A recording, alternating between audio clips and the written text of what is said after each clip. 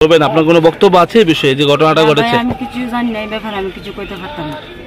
আমি নিজে অসুস্থ, আমার কিছু করার নাই।